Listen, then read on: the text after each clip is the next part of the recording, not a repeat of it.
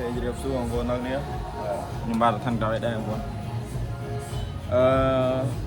nhà này bên nhầm trong tranh video mình dây tôi tận riêng các bạch côn mình tích về một khu mang con đó nhé tôi tận riêng các bạch côn ní bà dây tớiของcon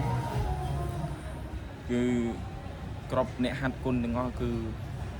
ពាក់តងទៅនឹងផ្នែកកាយសម្បទានេះគឺយើងមិនត្រូវអន់ទេសម្បីតែអ្នកហាត់សុខភាពធម្មតាក៏ដូចគ្នាដែរក៏គាត់ត្រូវការកាយសម្បទាមួយដ៏ល្អដែរ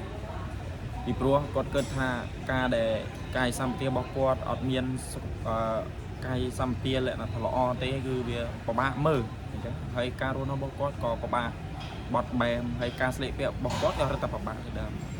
ហើយមួយវិញទៀតតើតើទៅនឹងអ្នកហាត់គុណនេះមិនថាអ្នកហាត់គុណនឹងល្អកម្រិតណាខ្លាំងកម្រិតណាទេតែបើសិនជាអ្នកហាត់គុណនឹងអន់ផ្នែកកាយសម្បទានឹងមួយគឺมันអាចទុំគ្រួចវាអាចធ្វើឲ្យយើងមានបញ្ហាដូចជាថាអូការរស់នៅរបស់យើងគឺពិបាកគេងអញ្ចឹងហើយមិនសូវមានកម្លាំងហើយហត់លឿនអីចឹងទៅជាស្ដែងគឺបើសិនជាកាយសម្បទារបស់យើងមានក្បាលពោះមានខ្លាញ់រីសុសៀយពេញខ្លួនអញ្ចឹង វានិយាយទៅវាអត់ល្អតែតើតើផ្នែកកាយសម្បទាឬក៏អ្នកហាត់គុណនេះមួយគឺសំខាន់បំផុតគឺផ្នែកកាយសម្បទានឹងតែម្ដងតែតើនេះបងប្អូនផ្នែកដៃអីចឹងណាដៃហើយកែងបើស្រាប់ដៃរបស់ខ្ញុំមើលបងប្អូនអាចមើលបានដៃវាដូចជាអាវុធចឹងអ្នកហាត់គុណនឹងទៀតសោតដល់ពេលណាដែលអ្នកហាត់គុណភាគច្រើនដូចជាគុណខ្មែរដូចអីតែគាត់ហាត់ទៅវាខ្លះអ្នកខ្លះចំណេញដៃអ្នកខ្លះចំណេញកែង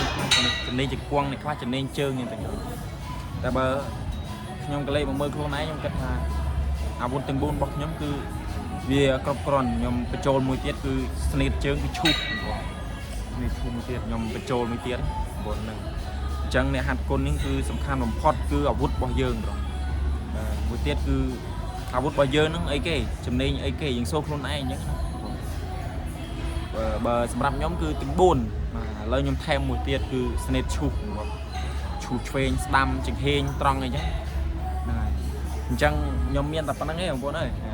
អ្នកហាត់គុណគឺកាប់បីជ្រាបរឿងនៃកាយសម្បទាហើយនឹងក្បាច់នឹងមួយបាទសូមអរគុណគ្រប់លាឲ្យបាយ